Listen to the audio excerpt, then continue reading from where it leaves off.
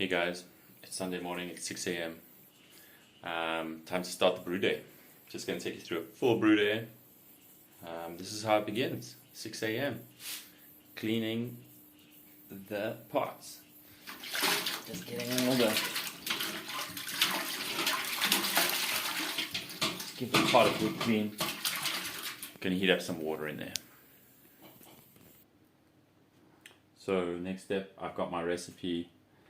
Start off with the amount of water I need, and then Newland spring water. Always get my water from the Newland spring, and let's put on a whole bunch of water. How much? 11 liters, 75 degrees. So once the water is on, warming up to 75 degrees, now is when you get time, short amount of time, maybe 15 minutes or so, to wake up, have a coffee, and start getting ready for the mash. So Earl Grey tea is steeping. Wash my face, feeling awake. Now I have to clean the mash tun. Here's the mash tun, aka cooler box. Just a bit of water. I always keep it clean, so just a bit of water and a cloth, clean it out, and can measure out the grains. So my water has almost reached 75 degrees, so it's time for me to measure out my grain. Here's my little bucket and scale. And got to measure out the exact quantities, put them into the mash tun, and we're good to go. So we've got all our malts, specialty malts and regular malts in there. It smells amazing. Got a lot of Cara Ruby, Cara Gold, Cara Claire, and Pale Ale malts. Now it's time to throw the water in there. At this point I got my brewing spoon, my beautiful spoon that I make every brew with. Just gonna make sure that I get rid of all the lumps, get this nice and spread out throughout the mash. All those beautiful grains. Make sure to get it off the bottom there. Being very gentle with it. I don't want to squash anything or damage anything. Just get it nice and smooth. Make sure there's no lumps. And then I'm ready to put the thermometer in here. Just check how my temperature is looking. And I might have to increase or decrease my temperature, but if it's pretty good, around about 67 degrees, then I'm just going to leave it here for an hour. And that gives me some time to really start my day, drink some tea, get everything else going on. But yeah, that looks pretty good. Pop the thermometer in there, see what temperature it's at, put something on top to make sure that it stays closed, and yeah, let's see how it goes. So the mash is at 69 degrees at the moment, so I'm just going to leave it open while I pack away the leftover grain, finish my tea, leave it open for about 3 minutes, and then I'll close it up, put something heavy on top, and let it carry on with its mash. Just sitting there for about an hour. So it's looking good at about 67 degrees. So now it's time for me to get the sparge water done. So that'll be steeping for about another 50 minutes. In the meantime, I'm going to get 20 liters heated up to 75. Yeah, more Newland spring water in the kettle, started heating up, and then by the time that's done, the water's ready to go. Good, it's been an hour mash and it's time to begin the fly sparge. Looks amazing. Something with my mashes, I don't ever stir the mash while it's mashing, I leave it. All part of just the gentle process of not disturbing the grains and trying to be as gentle as possible with the whole process. And that's to get less tannin and less kind of astringent flavors in the beer. And that's also the same reason you do something called the fly sparge, where you pour the water over a spoon, over the back of a big spoon, so that you don't disturb the grains. I'm a firm believer that the difference between good beer and great beer is just the gentleness with which you make the beer. So here we go, I'm going to fly sparge 20 liters of water on here. Fast forward to when I start recirculating. So this is the second phase of the sparge, and what we do here is I'm going to open the tap and get all the water off the bottom here, which at this point is a little bit of sediment. It's got a little bit of tannin in there because it's been disturbed now by the beginning of the sparge. Oh, it smells amazing. This is the best bitter that I'm brewing today. I call it the Horse Crusher Best Bitter. It's named after a character in a book, The Sorrowful Tales of Brother Athelstan.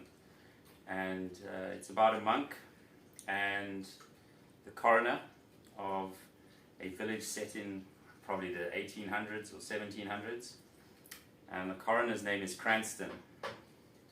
And he's huge and fat. And the kids call him Fat Ass Horse Crusher. And that's where the inspiration for this beer comes from. It's my Horse Crusher Best Bitters. Cool, so when I've got pretty much a full jug, then I'm going to carry on the process of slowly recirculating it over the top of the water, over the back of the spoon. And what this does is it takes the harsh beer from the bottom, or the wort from the bottom, and then just gently places it on the top. And that allows that wort to filter through the grain bed and filter out all those harsh, astringent tannin flavors. And I'll repeat this process about 4 or 5 times until the beer coming out of the tap is fairly clean and a little bit lighter in color. You'll see this is a very amber colored beer, being a best bitter. So yeah, that's the fly sparge process. 1 down, about 4 or 5 to go.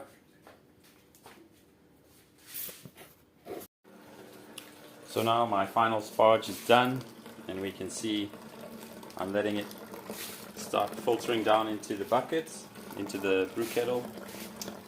While all this has been going on, I've been cleaning up my fermentation bucket. I start to clean it with a lot of soapy water and just start to get that clean. I always keep a couple buckets around so that I don't waste water and any excess water goes into the buckets. Then starting to get my hop additions ready over here. Here you can see I've got some Cascade hops, a little bit of Irish moss, things like that. Always keeping busy, always cleaning throughout the entire process so that everything's being put away as you're brewing, and then when you get to the end of the brew, there's not so much to do. So it's 8 o'clock now. The mash has all run off into the brew kettle, and we got all the grains left there. The wife has woken up and we're making coffee.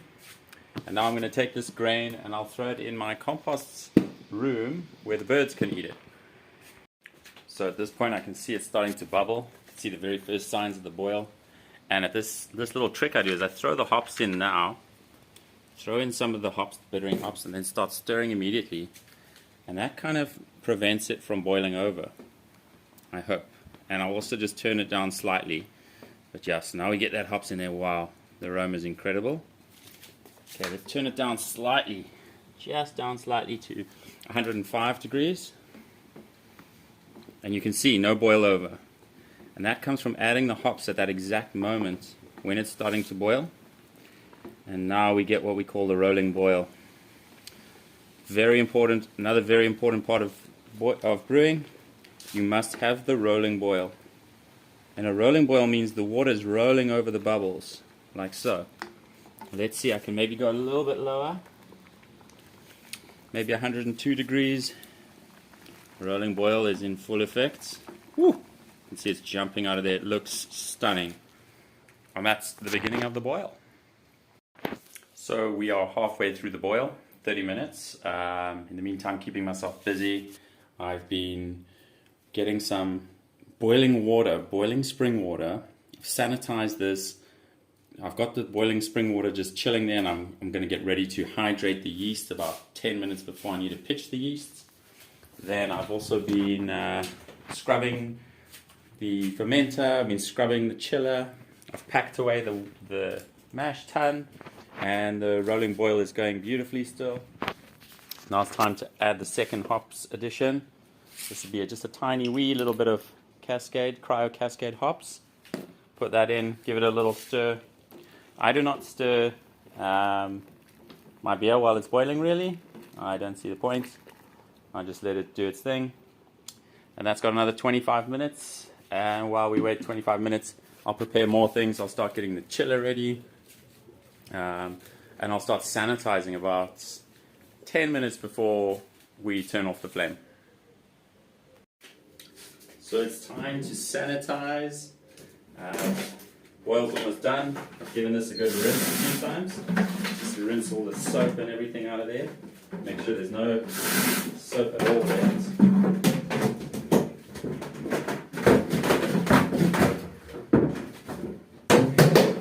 Make sure you don't see any bubbles, there's no soap.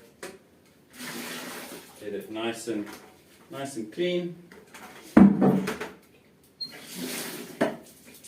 Then what I like to do is put about 5 milliliters of iodophor with about 5 liters of water. Gotta get that guy in there. Come on, in you get. This is the seal. This is a critical component. It needs to be airtight to make sure that no oxygen gets into your beer. And then I put the little airlock in there. Make sure there's no soap or anything in the airlock. Get the airlock inside. Nice tight fit, I love that. Then we'll get our 5 milliliters iodophor. Put this in a glass thing because otherwise it will simply just break the plastic for some reason. I'm not sure why actually, but that's my experience. So if you leave it in the little plastic bottle it comes in, it breaks it. The reason I like iodophor is because it's essentially just iodine. And iodine is actually an important part of every human's diet, responsible for some brain function. So get a nice little 5 liters going in there. Close it up. And give it a good shake. When you sanitize, you want to sanitize for about 20 minutes. Iodophor. Just wipe off the leftover stuff on the top here. The stuff is awesome. And you don't have to rinse it out. Sometimes I do rinse it out, sometimes I don't.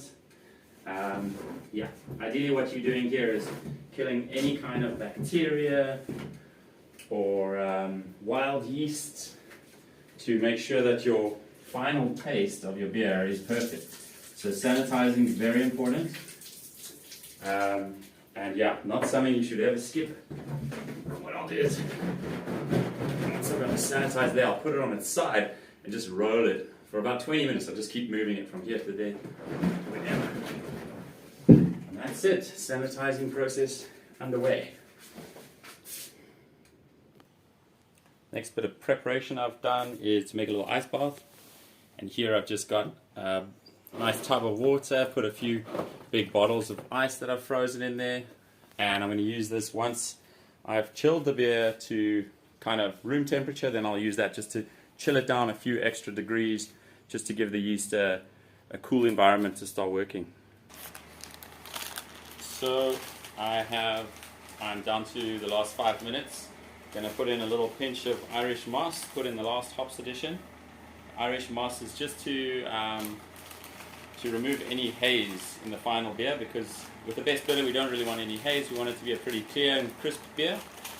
And then the last step is to put in the chiller. So we put in the chiller for 5 minutes just to sterilize it. It's very clean at the moment, but just going to put it in there for 5 minutes just to sterilize it, make sure no bacteria or wild yeast is alive on there.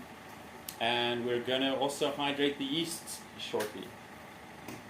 I'm quite lucky in that I have a well point that I can hook up to my immersion chiller. so I can actually just hook up these two hoses, turn on the well point, and then let it chill, which is really convenient. Next, let's hydrate the yeast. So here I have my little boiled water, the boiled spring water, and I'm trying to get it down to about 25 degrees, so I'm putting it in a little ice bath here just to get it down to about 25 degrees. I want to basically just have really warm, nice water for the yeast to be able to hydrate in while I'm chilling the beer. And a lot of yeast says you don't have to hydrate it if you go to the websites or whatever. Okay, that's the end of the boil. Time to start chilling. A lot of websites say, yeah, you don't have to hydrate these yeasts, but I think it's always nice to give the yeast a bit of a start before you throw it straight into the sticky wort, because you don't know if it's all gonna be happy in there. I think that's quite a nice temperature. Might leave it for another 2 minutes or so before I throw the packet of yeast in there, and I'll just let it kind of start to hydrate and start to become its non-dry state. Let's see how that is. Yeah, I think that's going to be good. Got a nice pack of USO5 ale yeasts. I think this is kind of a yeast that's been taking over the world. Such a clean flavor, just so complementary to the styles of beer that are popular at the moment. I do play around with a lot of different yeasts, but this one does give me a really good result. I'm happy. That's kind of a nice lukewarm room temperature. Going to leave it in there while I start chilling, and yeah, let it slowly hydrate itself. Now it's time to turn off the flame. I just do that by unplugging, putting that down, flame is off. Time to start the chilling process.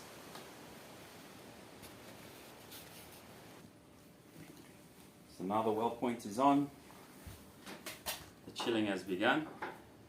Cold water is coming in this side, going through the immersion chiller which is sitting inside the beer and coming out this side.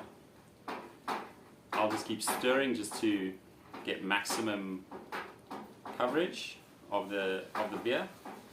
And what I aim to do now is chill the beer as quickly as possible so that there's not enough time for bacteria and wild yeasts to get into the beer from the air.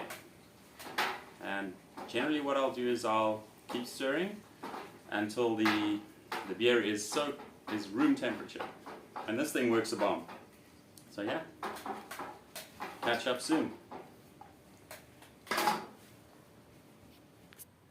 Time to check on the yeast. We can see it's starting to get hazy and cloudy, so we're going to give it a swirl, and the swirl will start to really bring all the yeast into the water. Got to try and keep swirling until there's not a little ring around there. We'll just keep going. Beer is almost at room temperature. I mean the wort is almost at room temperature. There we go. So we can see that little ring's disappearing. This yeast is nicely hydrated. Be ready to throw in about 15 minutes. Room temperature wort is now poured into the buckets. I'm going to let it chill for a little bit while I just clean up. Let it chill in the ice bucket while I clean up some of the stuff, and then I'll aerate. So now I'm cleaning the wort chiller and also the kettle, and like really thoroughly cleaning them. I think that's another secret to brewing is do your cleaning after you brew, not before you brew. So, in other words, spend more time cleaning at the end of your brew so that everything is absolutely spotless for the next brew, rather than trying to just leave it in a kind of okay state and then clean before your brew. And the reason for that is because as soon as organic matter hardens on your equipment, then it's really hard to get it off. You have to use detergent and you have to scrub. Whereas at the end of your brew, it's much easier to get the organic matter off while it's still warm. It's a lot of soap, and that keeps you with a really clean set of equipment. And I'm going to do the brew kettle now, and then we'll begin the aeration. So now I've packed away the hoses, giving a final rinse, been scrubbing the brew kettle. giving it a final rinse to make sure there's no soap residues or anything in there, and then I'll be drying it. I dry everything with a cloth as I go. That way you don't wait for anything to dry and you're packing everything away as you go. And then the aeration will begin.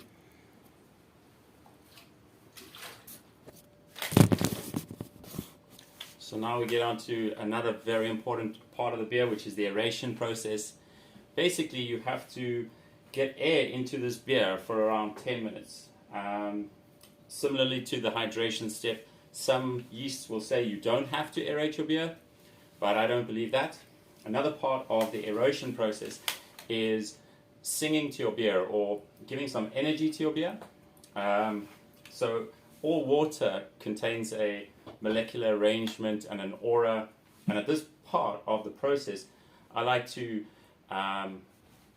transfer some energy to the beer, and typically I will sing a Vedic chant, which is a song for eternal happiness, and that goes into the liquid and creates an aura and a molecular structure to the beer.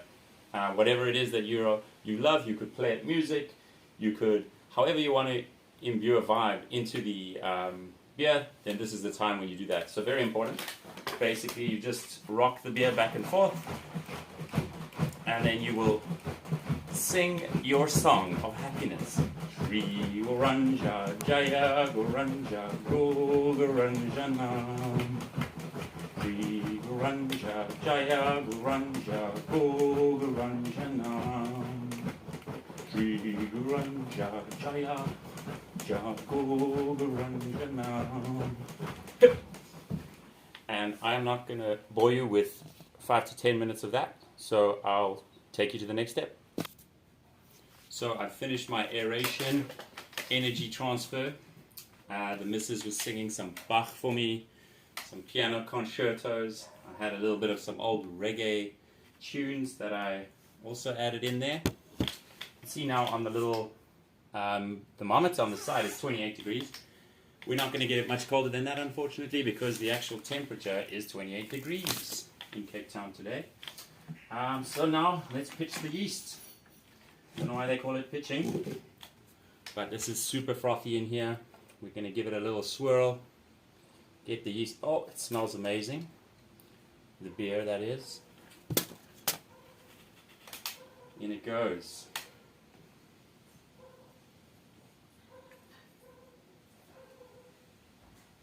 Get all the little bits that are hanging on the edge.